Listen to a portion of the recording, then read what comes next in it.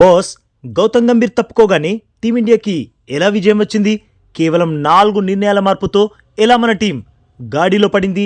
మరి flop coach Gautam గంభీర్ని శాశ్వతంగా తప్పించేయనుందా BCCI? అవును బాస్, మీ అందరికీ తెలిసిందే టీ20 ఫార్మాట్లో గౌతమ్ గంభీర్ కోచింగ్లో టీమిండియా వరుస ఓటములు ఎదుర్కొంది. ఐర్లాండ్తో, ఇంగ్లాండ్తో 6 మ్యాచ్ల్లో 6 ఓటములు. కానీ జింబాబ్వేకి రాగానే అసలేం జరిగింది? గౌతమ్ గంభీర్ని కోచ్ పదవి నుండి అలా పక్కన పెట్టారో లేదో టీమిండియా జింబాబ్వేని ఓడించి డామినేటింగ్ విక్టరీని అందుకుంది. ఒక్కసారిగా ఈ మార్పేంటి? గౌతమ్ గంభీర్ చేసిన తప్పులేంటి? ప్రస్తుత టీమిండియా కోచ్ వివిఎస్ లక్ష్మణ్ చేసిన సరైన పనేంటి తెలుసుకుందాం. ఫస్ట్, వైభవ్ సూర్యవంశీకి తను ప్లేయింగ్ 11లో ఆడతాడో లేదో అన్న క్లారిటీ. అవును బాస్, మీరంతా చూశారు. ఐర్లాండ్ లాంటి టీంతో వైభవ్ని బరిలోకి దింపే ఛాన్స్ ఉన్నా గంభీర్ తనని డగౌట్లోనే కూర్చోబెట్టాడు. ఇంగ్లాండ్ సిరీస్లో కూడా ఫస్ట్ మ్యాచ్లో ఆడనివ్వలేదు. ఆ తర్వాత 3 మ్యాచ్లకి అవకాశం ఇచ్చి మళ్ళీ చివరి మ్యాచ్లో పక్కన పెట్టేశాడు. ఇలా వైభవ్కి తను టీంలో ఉంటాడో లేదో అన్న క్లారిటీ ఇవ్వకుండా మెంటల్గా డిస్టర్బ్ చేశాడు. బట్ ప్రస్తుత కోచ్ వివిఎస్ లక్ష్మణ్ మాత్రం ఫస్ట్ మ్యాచ్లోనే తనకి అవకాశం ఇచ్చి సిరీస్ మొత్తం తానే ఆడతాడన్న క్లారిటీ ఇచ్చేశాడు. అక్కడ మరో ఓపెనర్ ప్రభ్ సిమ్రన్ సింగ్ కూడా ఉన్నాడు. బట్ ఈ సిరీస్ మొత్తం నువ్వే ఆడతావు అన్న కాన్ఫిడెన్స్ని లక్ష్మణ్ వైభవ్కి అందించాడు. ఆ క్లారిటీతో, ఆ కాన్ఫిడెన్స్తోనే జింబాబ్వేతో ఫస్ట్ మ్యాచ్లో వైభవ్ చెలరేగి బ్యాటింగ్ చేయగలిగాడు. Half century బాదగలిగాడు.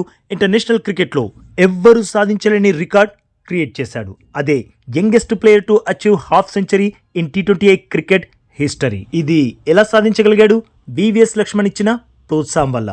గౌతమ్ గంభీర్ అదే చెయ్యలేకపోయాడు. ఇక నెక్స్ట్, గంభీర్ చెయ్యలేంది లక్ష్మణ్ చేసింది. పర్ఫెక్ట్ ప్లేయింగ్ 11ని చూస్ చేసుకోవడం.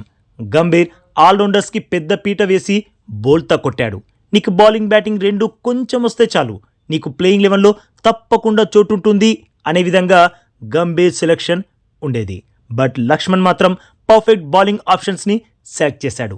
ప్లేయింగ్ 11లో ఉండే 5 బౌలర్స్లలో ప్రతి ఒక్కరు వికెట్ టేకింగ్ బౌలర్సే అయి ఉండాలి. అలాగే 6 పర్ఫెక్ట్ బ్యాటర్స్ అయి ఉండాలి. అందులో ఒక బౌలర్ ఉన్నా లేకున్నా ఓకే అనే విధంగా లక్ష్మణ్ ప్లేయింగ్ 11ని సెలెక్ట్ చేశాడు. లక్ష్మణ్ తనకి 8th 9th పొజిషన్ వరకు బ్యాటింగ్ లైనప్ ఉండాలి అని చూడలేదు. ఇదే లక్ష్మణ్ తీసుకున్న సరైన నిర్ణయం. కానీ గంభీర్ ఇది చేయలేకపోయాడు. అలాగే టీంలో యంగ్ ప్లేయర్స్కి పూర్తి స్వేచ్ఛనిచ్చాడు లక్ష్మణ్. మయాంక్ యాదవ్, ప్రిన్స్ యాదవ్, అశోక్ కుమార్ వీరందరికీ ఫ్రీడమ్ ఇచ్చేశాడు. వారిపై ఎలాంటి ఒత్తిడి పెట్టలేదు.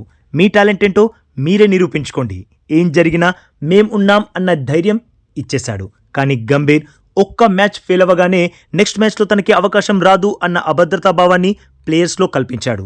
అందుకే ప్లేయర్స్ తమ 100% ఎఫర్ట్స్ని పెట్టలేకపోయారు.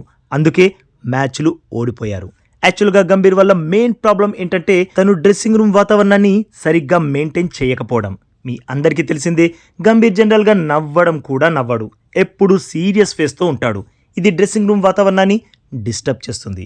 ప్లేయర్స్ ఫ్రీగా ఉండలేరు. కానీ వివిఎస్ లక్ష్మణ్ ఎప్పుడు కూల్గా కనిపిస్తాడు. దాంతో ప్లేయర్స్ కూడా ఫ్రీగా మూవ్ అవుతారు.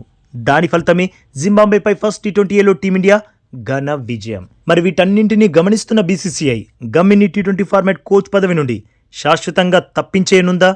ఈ విషయంలో మీ ఒపీనియన్ ఏంటి బాస్? మీరైతే గంభీర్ని కోచ్గా ఉంచుతారా, లేదంటే పీకి పారేస్తారా? తప్పకుండా కామెంట్ చేసి చెప్పండి. అలాగే ఈ లేటెస్ట్ అప్డేట్కి ఒక్క లైక్ కొట్టి మన ఛానల్ని ప్లీజ్ సబ్స్క్రైబ్ చేసేసుకోవచ్చుగా బాస్. ఇక ఈ వీడియో చూసినందుకైతే మీ అందరికీ దిల్ సే థ్యాంక్ యూ బాస్.